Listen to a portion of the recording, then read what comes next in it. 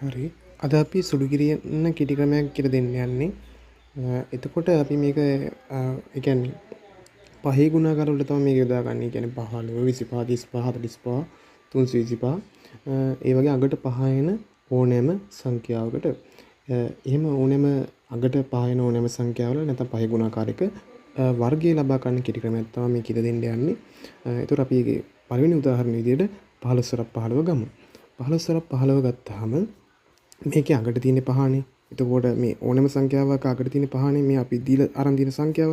ඒතර පහ තියෙනවා කියන අනිවාර්යෙන් මේගොල්ලන්ගේ උත්තරේ අගට 25 එන්න ඕනේ. හරිද? වර්ගය ගණන අනිවාර්යෙන් 25 එන්න ඕනේ. ඒතර 25 ගත්තත් 25 එනවා. 35 ගත්තත් 25 එනවා. 125 ගත්තත් 25 එනවා. 325 ගත්තත් අගට 25 එන්න ඕනේ. හරිද? දැන් අපි දෙවෙනි පියවරට යමු. ඒතර දෙවෙනි පියවරේ හැටියට අපි ගන්න ඕනේ පහට කලින් තියෙන ඉලක්කම. මේක නම් ඉලක්කම. දැන් මේවා එහෙමනම් සංඛ්‍යා. දැන් අපි ඒක අරගෙන දැන් මේකේ තියෙන 1.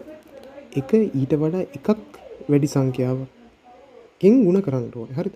කියන්නේ එකට වඩා වැඩි සංඛ්‍යාව මොකක්ද 2නේ. එකක් වැඩි සංඛ්‍යාව. ඒතර 1 1 කරත් 2 2යි. ඒක මෙතනට ගන්නවා 225යි. ඒතර උත්තරේ 225යි. දෙකේ නම් මේක ගත්තාම දෙකට වඩා එකක් වැඩි එක 3.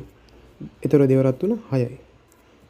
6 මෙතන ගත්තාම 625යි. මේකේ 3 වරක් 4. 3ට වඩා එකක් වැඩි එක 4. හරි. ඒතර 12යි. මේකේ ගත්තාම 12 වරක් 13 නේද?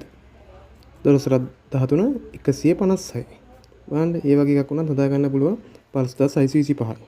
හරි. දැන් මේ අන්තිම එක ඉගෙන පහට කලින් තියෙන සංඛ්‍යාවම ගන්න ඕනේ. දැන් මේවා එහෙමනම් එක ඉලක්කමයිනේ. දැන් මේකේ එහෙම ඉලක්කම් දෙකක් කියනවා. හරිද? ඒක හොඳට මතක තියාගන්න පහට කලින් තියෙන එකම ගන්න ඕනේ. දැන් ඉලක්කම් 4ක් 5ක් විදිහට ටිකක් අමාරු වෙනවා සීන් එක. හරිද? දැන් මේ අපිට සාමාන්‍යයෙන් මේවා සුළු කරන්න එහෙම ගන්න පුළුවන්. දැන් 32 ගත්තොත් 32 වැඩි කරන්න ඕනේ 33. හරිද? ඒතර කීයද? 1056යි. 1056යි. ඒතර 1,56,625 කියලා උත්තරේ ගන්න පුළුවන්. හරිද? 32 වැඩි කිරීම 33 පේනවනේ.